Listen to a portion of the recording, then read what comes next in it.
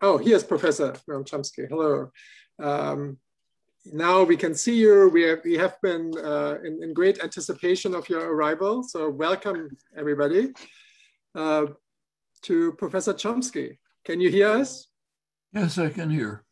Oh, wonderful. Well, welcome, welcome. We're so glad to see you.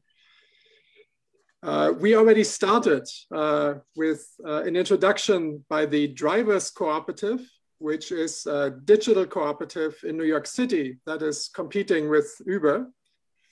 And we have talked about your own commitment to worker self-management and worker ownership and to cooperatives, right, as a way to a more participatory society.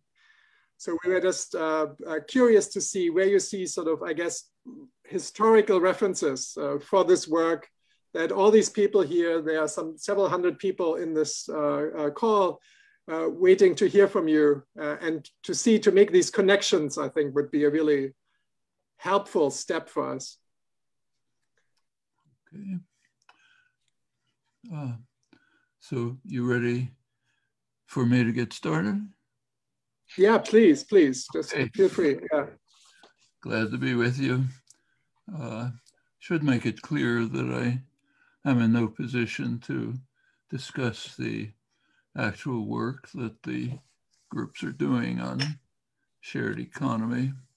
I would keep to some general observations that I think it's useful to keep in mind about the background, history, development, current prospects for such ideas.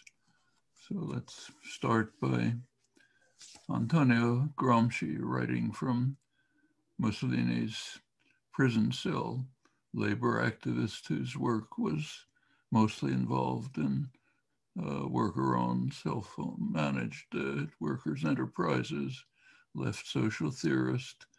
He discussed how societies tend to develop ideas and beliefs that reflect and support the prevailing structure of power, creating a framework of beliefs and attitudes that becomes what he called hegemonic common sense, something we don't question. We just take for granted, like the air we breathe.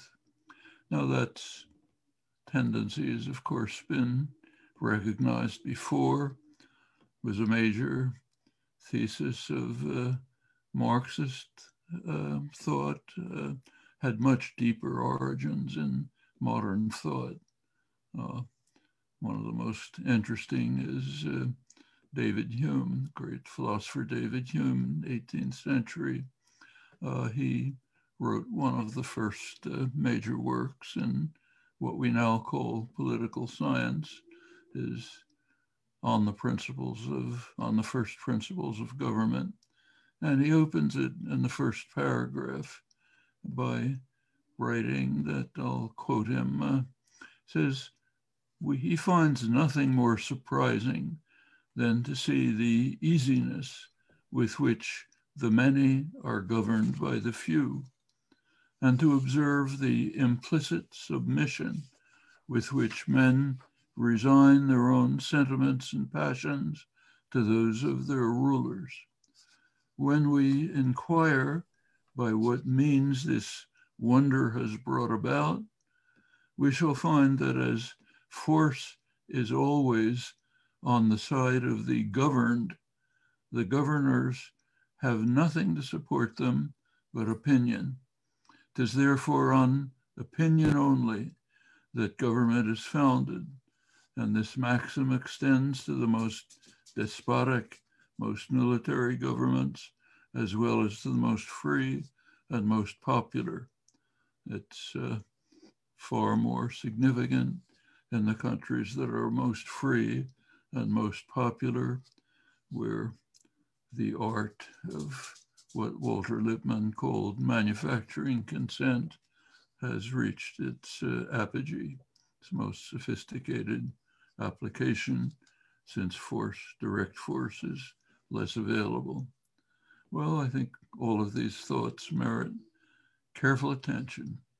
It's very useful to consider what we take for granted as unquestionable common sense, what we consent to without reflection, not just what we consent to, but what we often go on to regard as the highest goal of life.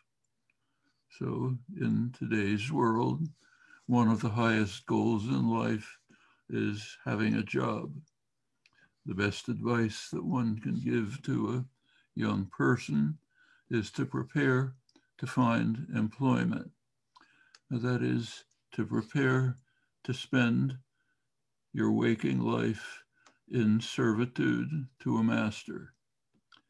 For many, that means subordination to discipline that is far more extreme than in a totalitarian state. So Stalin, for example, had enormous control over his subjects, but he didn't have enough control to tell them that at 3 p.m. you can take a bathroom break for a couple of minutes. Here's the clothes you have to wear all day. Here's the way you have to behave when an unpleasant customer comes in. And in general, this is how you have to live your life for most of your waking hours, down to the last detail. That's what's called having a job. Well, all of this is quite apart from the ingenious means that have been developed and devised over the years to control the lives of the subjects, from Taylorism, its origins back in the 19th century, control every motion that a working person makes, up to the devices that are being made available by modern technology. Managers might keep an eye on the workforce, and now it is the all-seeing eye of some remote computer. The major delivery services, UPS and others, now describe how they are increasing efficiency thanks to the new techniques of surveillance. Means fewer drivers achieving more and faster delivery. The method of the new devices allow remote managers to find out if the driver stopped for a cup of coffee or backed up when he shouldn't have done it, so he can get an instant notice of a demerit. Another one and you're fired. Or can find out in seconds whether an Amazon warehouse worker takes the wrong path and wastes 2 seconds, let alone stops to talk to somebody. Demerit, next one, you're gone. And innumerable other examples that are all too familiar, not only in the precarious gig economy, but in one way or another through the whole system of renting oneself for survival, holding a job, one of the highest goals in life. Well, that may be hegemonic common sense today, but it certainly has not been in the past. From classical antiquity right through the 19th century, the idea of being dependent on the will and the domination of others was considered an intolerable attack on elementary rights and human dignity. The hegemonic common sense of today is very recent development, matter worth pondering. In fact, all of this seemed so obviously correct that dependence on a master is intolerable, so obviously correct that it was a slogan of Abraham Lincoln's Republican Party, which regarded wage labor as differing from slavery only insofar as it was a temporary state until the person could gain freedom. But actually the most lively and eloquent and incisive condemnations and critiques were in the very vibrant labor press of the early Industrial Revolution, written by working people, including what were called the factory girls, young women from the farms who were driven to the mills in the rising industrial system. Their writings are very much worth reading. They are available often in archival forms. The Journal of the Knights of Labor, the great multinational, multiracial union of the 19th century America, held this main slogan that when a man is placed in a position where he is compelled to provide the benefits of his labor to another, he is in a condition of slavery. That was the standard assumption of working people, men and women, through the early years of the Industrial Revolution, right through the 19th century. One of the most articulate contributors to the working class protests against the reinstitution of a form of slavery in the rising industrial system. One of the most eloquent voices was an itinerant mechanic, Thomas Skidmore. Didn't have any formal education, but he was highly educated, like many others at the time. He developed a serious critique of wage slavery, founding it on the labor theory of value as it had been developed by the classic economists, Adam Smith, David Ricardo, with whose work he and others were familiar.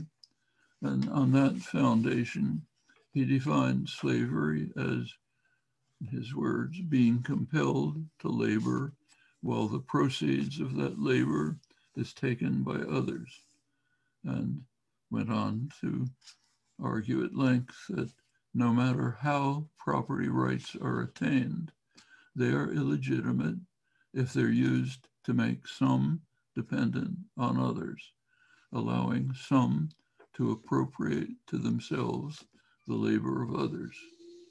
The general labor press extended and deepened these ideas. It was vocal and articulate. It condemned, quoting, the blasting influence of monarchical principles on democratic soil, referring to the wage contract. Workers recognized that this assault on basic human rights will not be overcome until those who, in their words, those who work in the mills will own them, and sovereignty will return to producers. Then, quoting, working people will no longer be menials or the humble subjects of a foreign despot, an absentee owner, so that they will be slaves in the strictest sense of the word, who toil for their masters. Rather, they will regain their citizens as free, their rights as status as free American citizens. It was recognized that the Industrial Revolution had introduced a crucial shift from price to wage. So when an artisan sells a product for a price, he retains his person. When he rents himself to a master, he sells himself. He loses his dignity as a person, becomes a wage slave in the terminology of the time. All of these ideas were very much alive, of course, after the formal abolition of chattel slavery.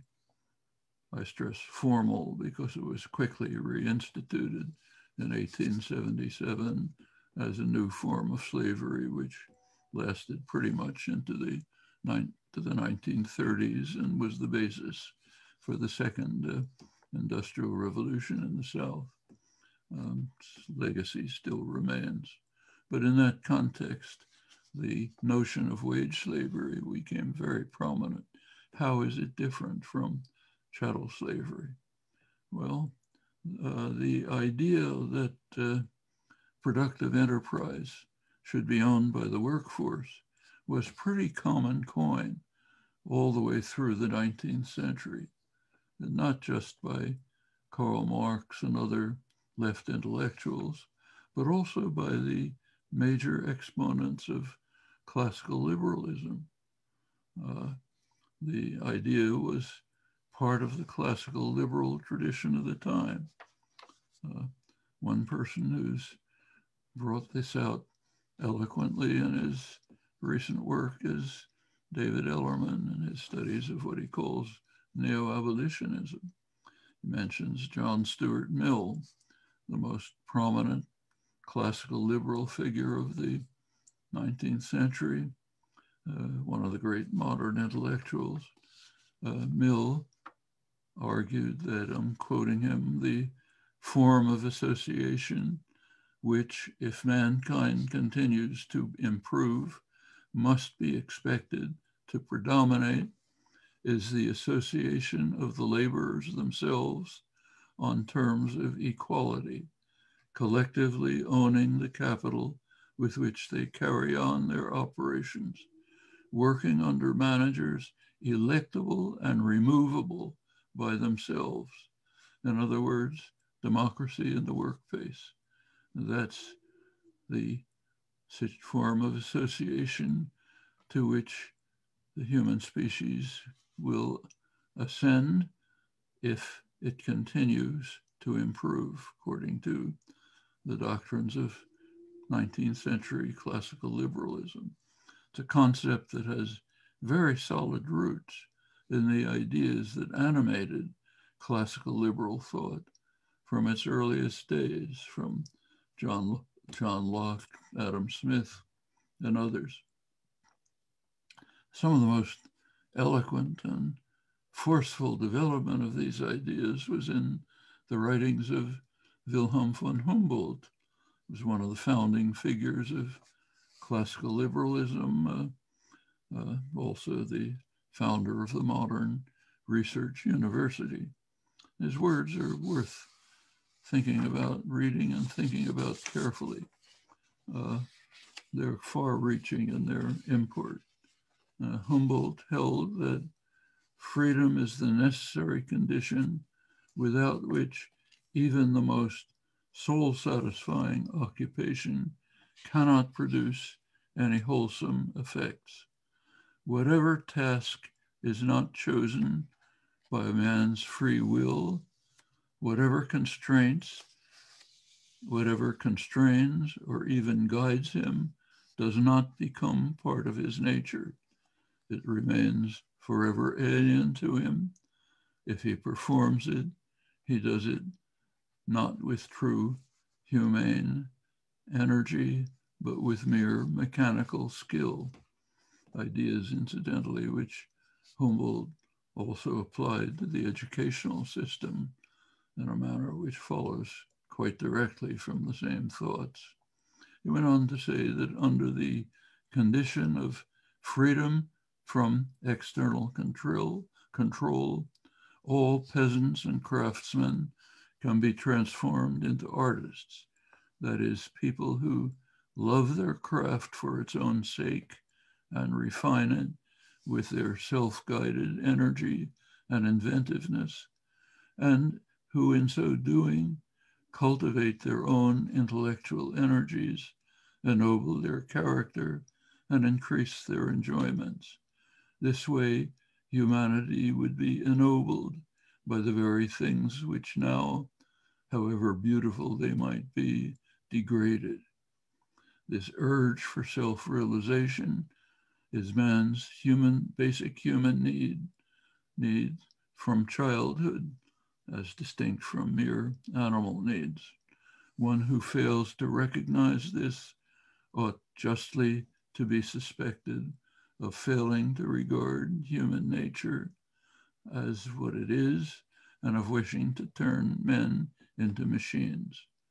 To determine whether the fundamental human rights are being honored, we must consider not just what a person does, but the conditions under which he does it. whether it is done under external control or spontaneously to fulfill a human need.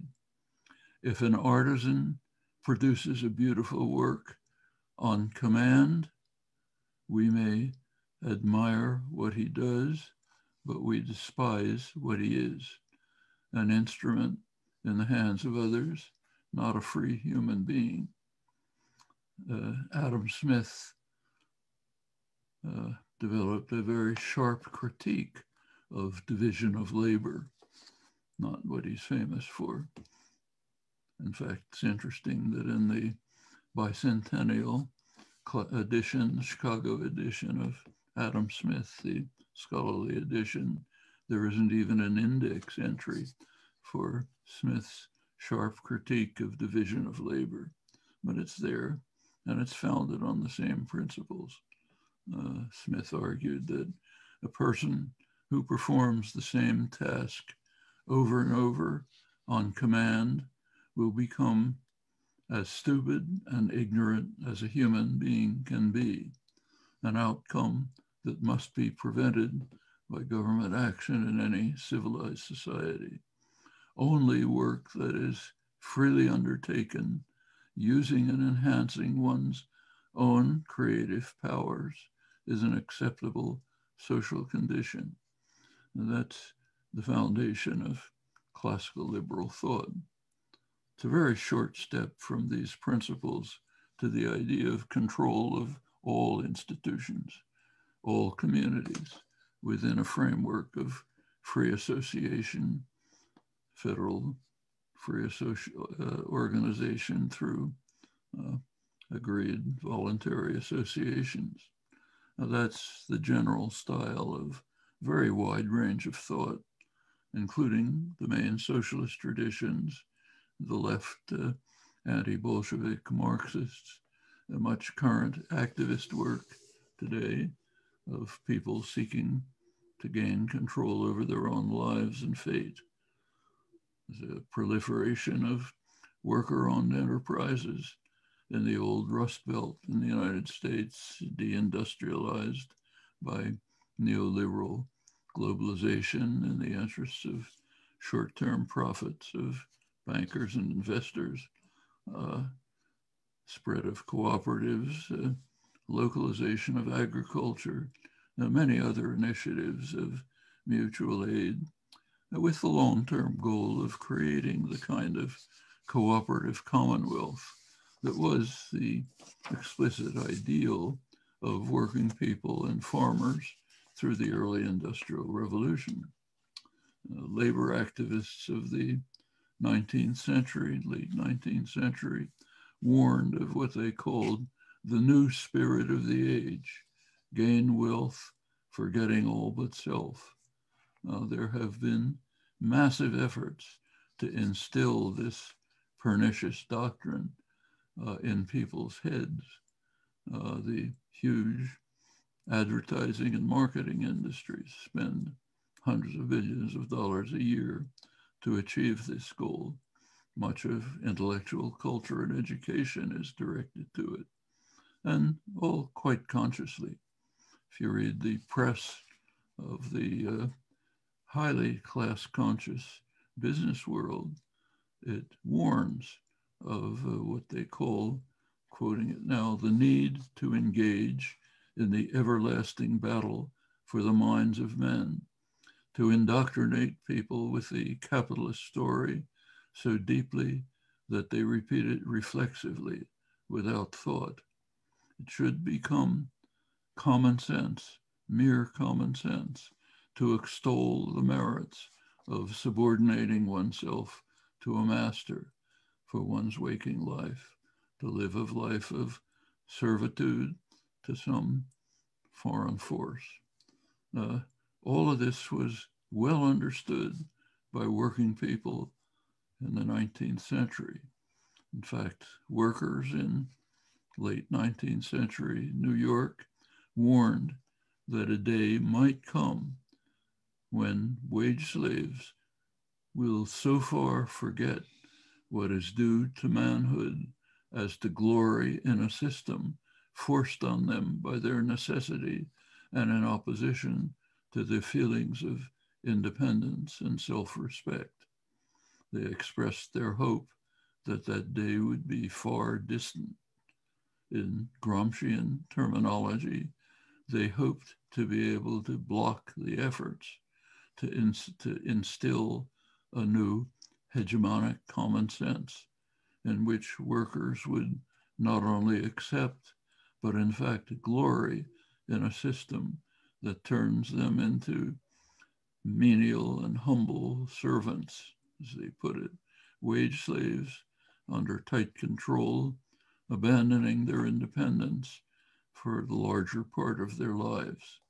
In Hume's earlier terms, they hoped to prevent the imposition of the consent of the government that permits the masters to rule, whether in state or private government.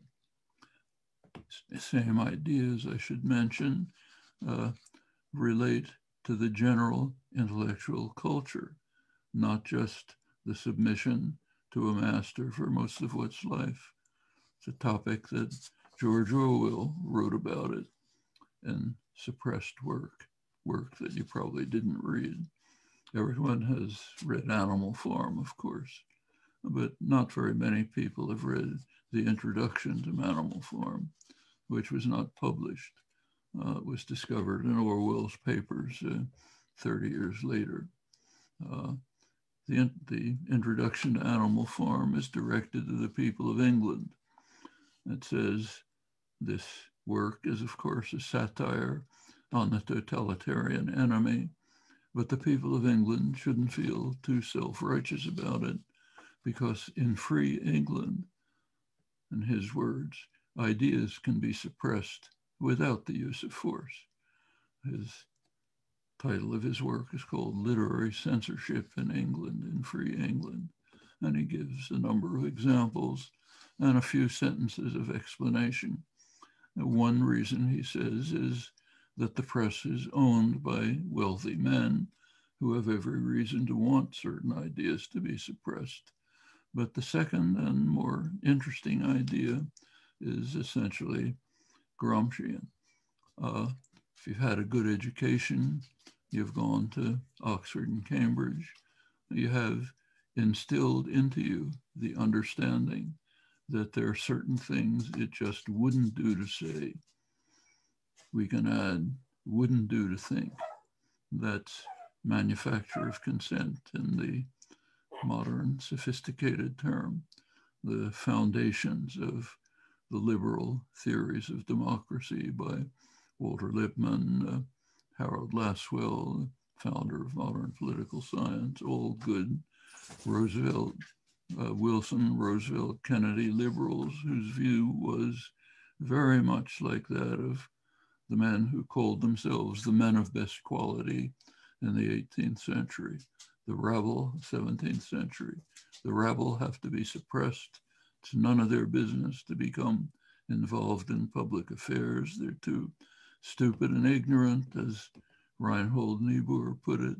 Therefore, they must, in his words, be controlled by necessary illusions and emotionally potent oversimplifications. As Lippmann put it in his progressive essays on democracy, people have a function, namely to be spectators, but not participants. Their function is to show up every couple of years, push a lever to pick one or another of us, the responsible men, who have to be protected from the trampling and the roar of the bewildered herd.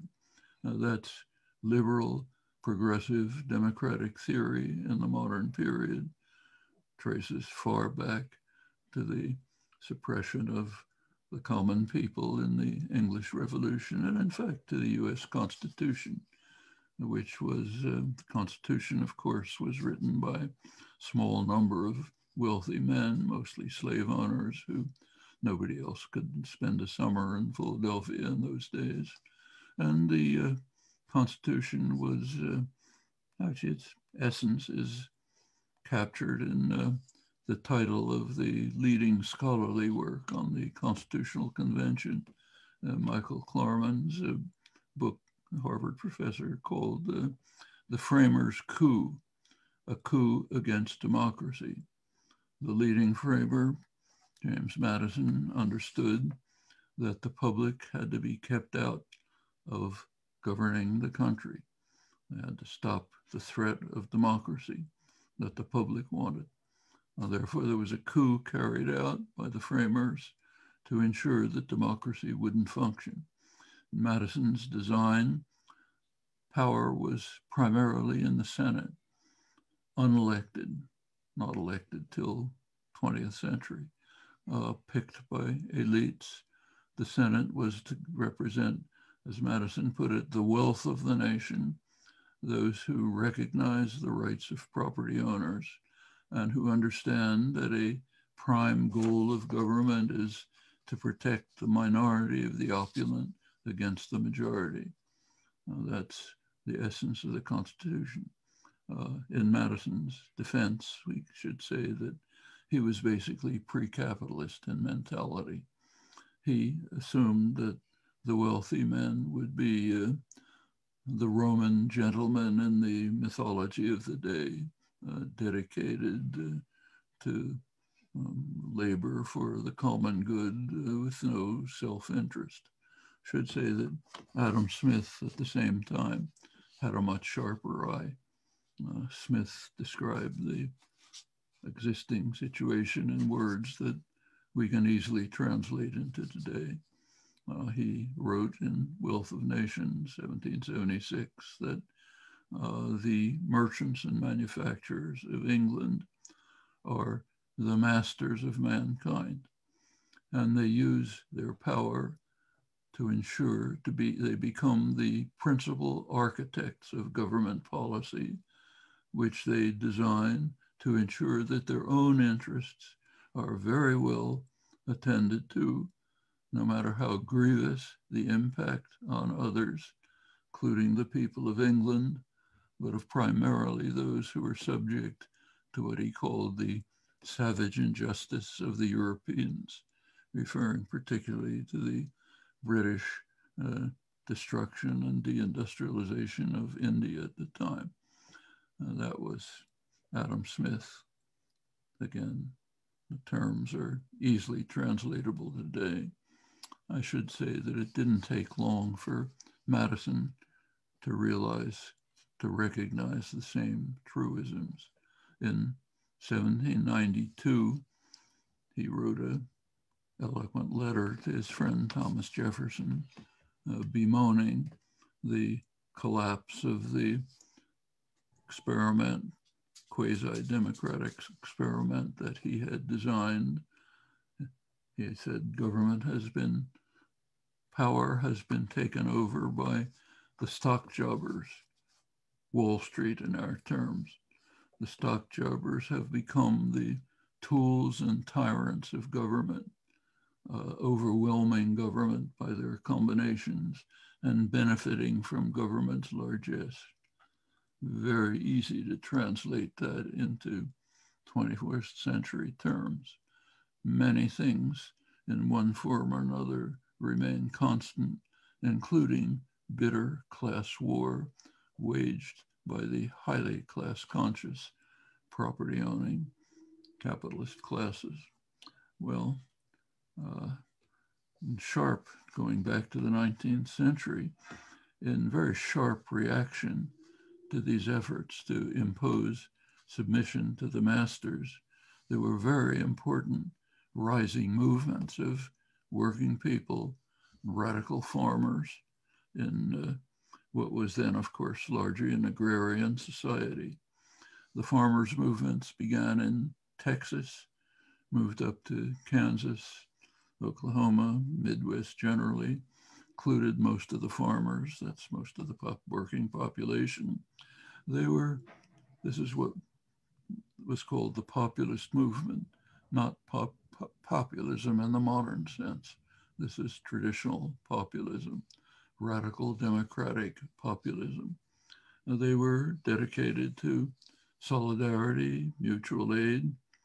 they created the most significant democratic movement in American history. Farmers developed cooperative institutions, cooperative banks, support programs, distribution programs. They wanted to escape the control of Northeastern bankers and the capitalist controlled distributors. They had a good deal of success. Also, at the same time, that was true of workers in the industrializing Northeast.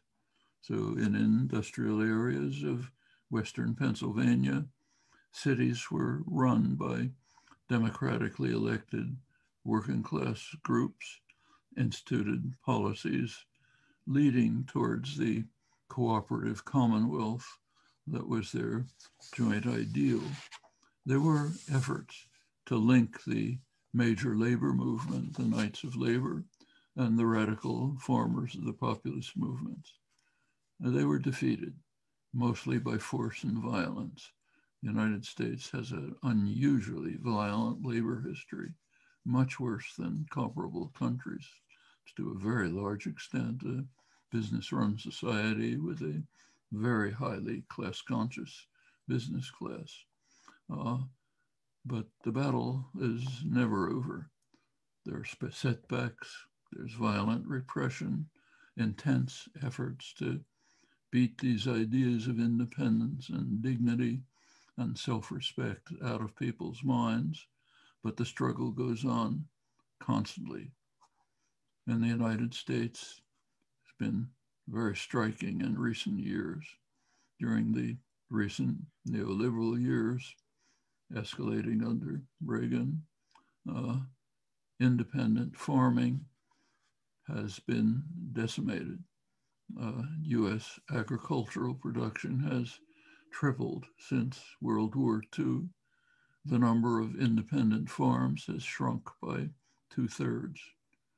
The size of remaining farms has tripled as highly subsidized agribusiness has displaced independent farms, greatly harming the ecosystem, maybe leading to species suicide, as well as harming, of course, individual lives. Right now in India, the same is happening on a very dramatic scale. Since the neoliberal reforms of the 1990s, over 350,000 peasant suicides have been officially recorded. Nobody knows how many there actually are. Right now, the agricultural workers of India, mass of the population, are fighting for survival on the streets of New Delhi against the extension of these destructive measures. In general, a wide variety of attacks on the general population have been launched under the cover of neoliberal reforms. It's quite a remarkable scale and with very severe effects. Take the United States, our prime concern. The Rand Corporation, quasi-governmental, highly respected, recently conducted a study of what they call the transfer of wealth from the middle class and the working class to the very top of the population. Their technique, it's the lower 90% of the population to the very top. They estimated the transfer during the 40 years of the escalation of neoliberalism under Reagan. Transfer, incidentally, is a euphemism for robbery of workers in the middle class. They estimate the robbery in 40 years as $47 trillion. That's not small change. It's also a very serious underestimate. Following good neoliberal doctrine, Reagan opened the spigot for other forms of robbery. One of the main ones is tax havens. Previously, they were illegal, and the laws were enforced by an activist Treasury Department. estimates of the robbery since Reagan run to an additional tens of trillions of dollars. Fair guess is that maybe something like 70 or 80 trillion dollars has been robbed from the working class and the middle class, put into the hands of the ultra rich during the 40 years of neoliberal reform. The Treasury Department used to have investigative departments which could enforce the law. Under the neoliberal programs, which incidentally are bipartisan, Clinton made a huge contribution to them. The investigative branch or the departments of the Treasury have been severely underfunded for good reasons. That means they can barely examine the rich. They don't even take the trouble to do it. You can't work your way through the tax lawyers, corporate law firms that have developed complex techniques of evasion. So they don't examine the rich, which opens the door for additional forms of robbery with huge numbers, but we can only guess them. And meanwhile, while this has been happening, real wages for non-supervisory workers, non-managers, have actually declined. Purchasing power has declined. That sharply reverses the pattern of the period of so-called regimented capitalism, the New Deal and subsequent years, during that time, wages tracked productivity. During the 40 neoliberal regression, years of neoliberal regression, inequality has, of course, soared.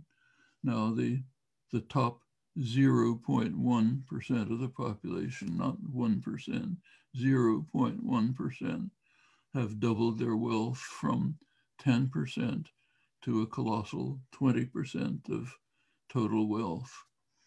Studies by Economic Policy Institute and others show that inequality is very closely correlated with unionization. The unions rise and fall, inequality falls and rises in tandem. Remarkably close correlation. The mechanisms are quite clear. Reagan and Thatcher knew what they were doing when they launched the global neoliberal assault with a major attack on unions. It's necessary, of course, to destroy any means for working people to defend themselves against the state corporate attack. By now, mainstream economists like Lawrence Summers reached the same conclusion that the decline of unionization is the major, if not the major factor in the growing inequality. During these years, strike action has sharply declined. It's practically declined practically to zero in recent years. It's a very good measure of the loss of defense against the assault. Precarity has sharply increased. By now, a majority of working people report that they live from paycheck to paycheck, no reserves in case of some emergency. Democracy, of course, declines with concentration of private power. Similar developments have taken place in much of the world. Some respects it's even worse in Europe than here. Structure of the European Union has transferred decision-making from national governments, which are to some extent responsive to their own populations, transferred from there to an unelected bureaucracy in Brussels, the famous Troika, unelected European Commission, IMF, major banks, mostly German, French banks.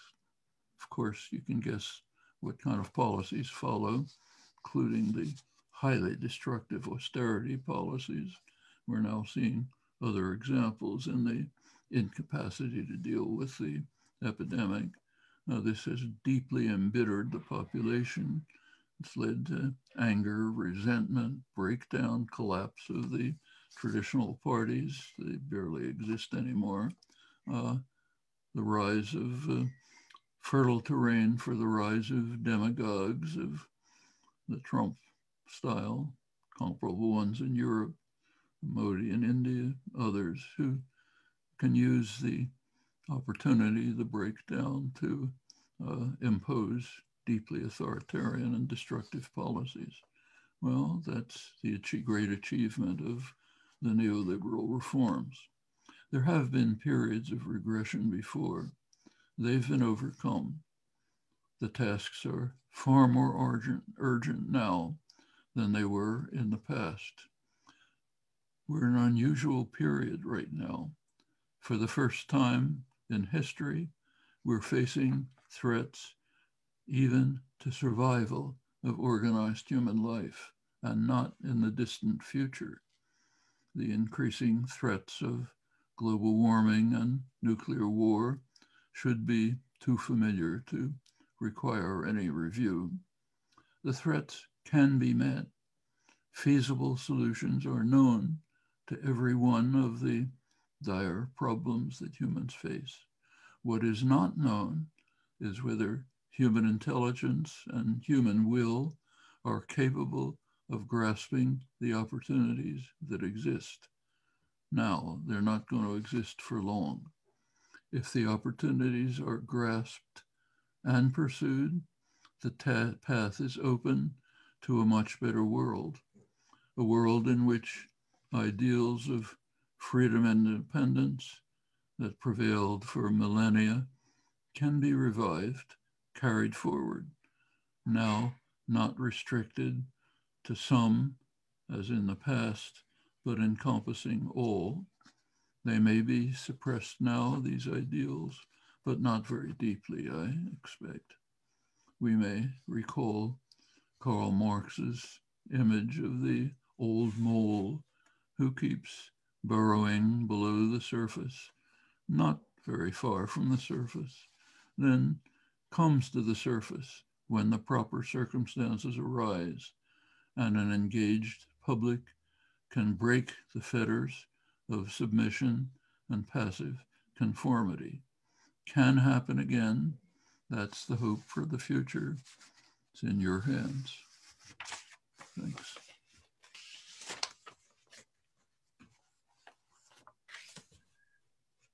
Thank you, Professor Chomsky.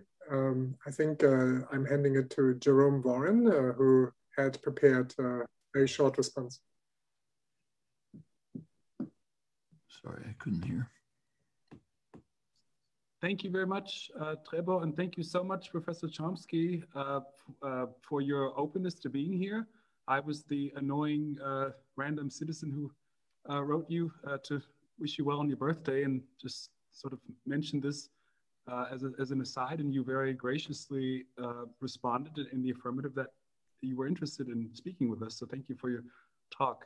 I have written out, Professor Chomsky, would you have a moment to respond to a general question on? Not too much. I have another talk coming up in 20 minutes, so a little bit.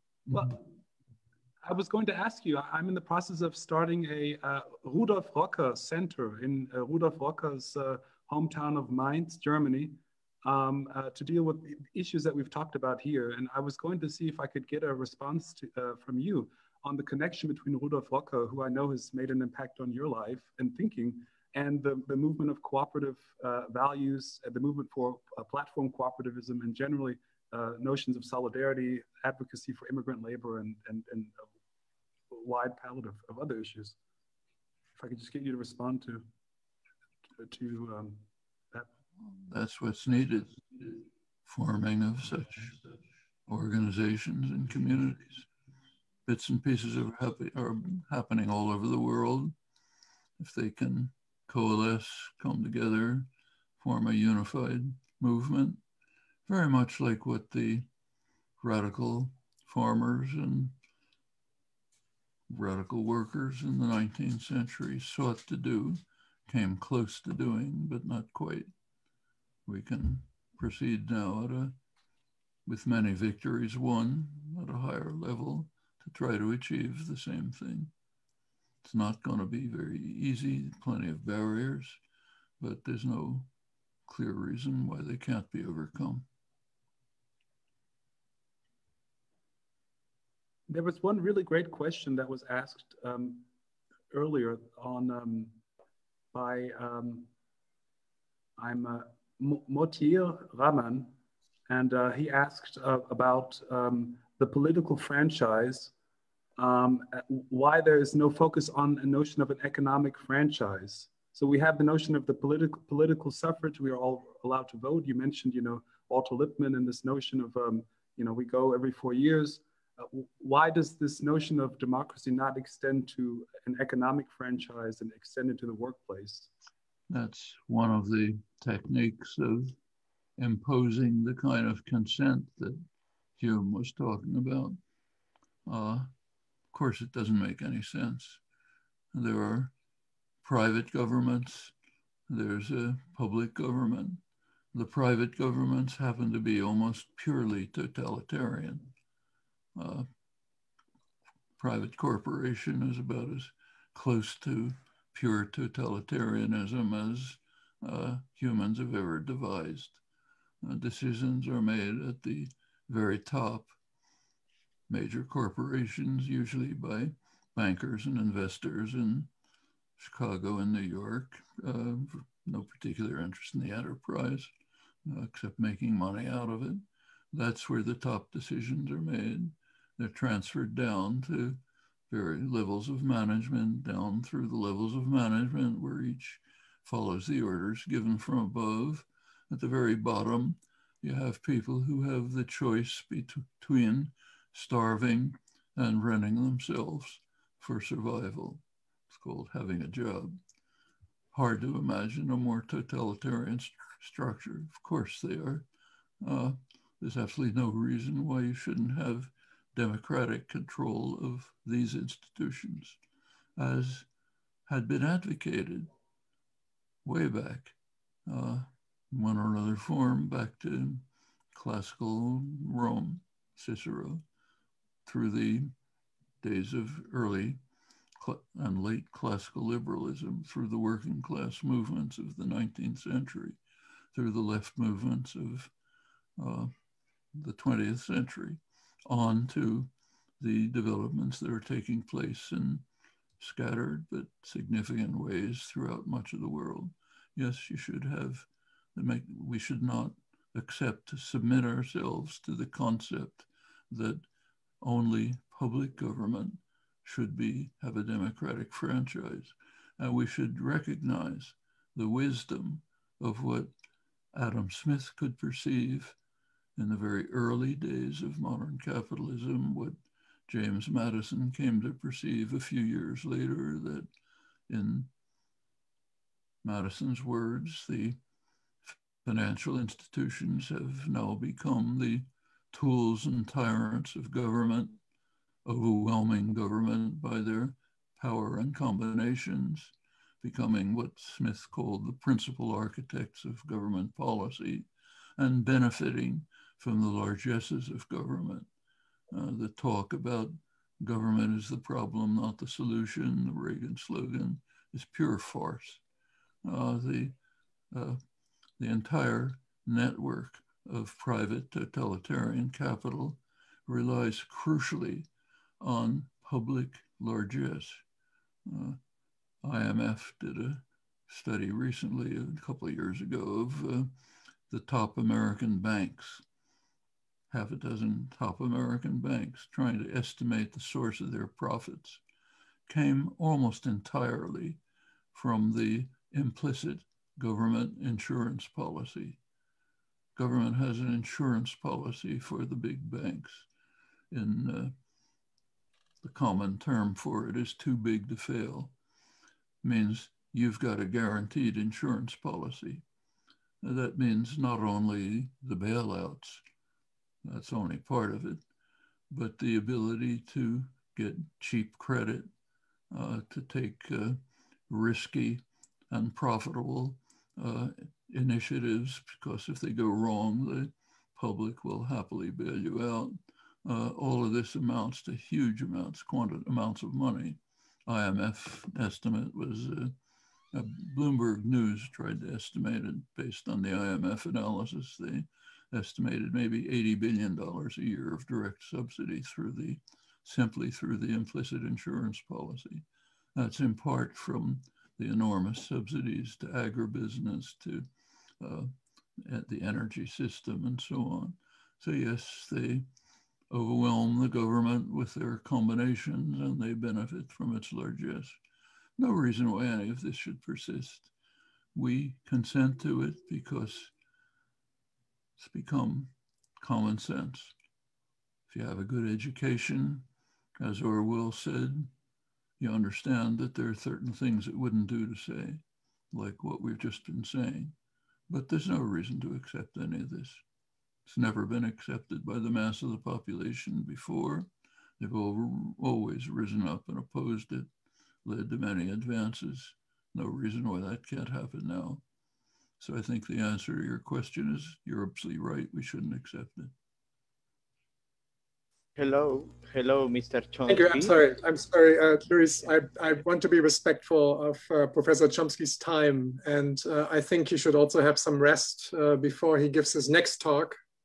I think many of us have been in this position and know how exhausting it is. We're really extremely appreciative of your time, Professor Chomsky.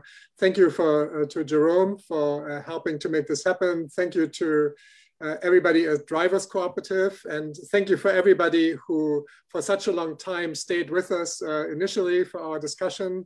And we will post the recording of this talk through social media and on our website, so you can find this on archive.org.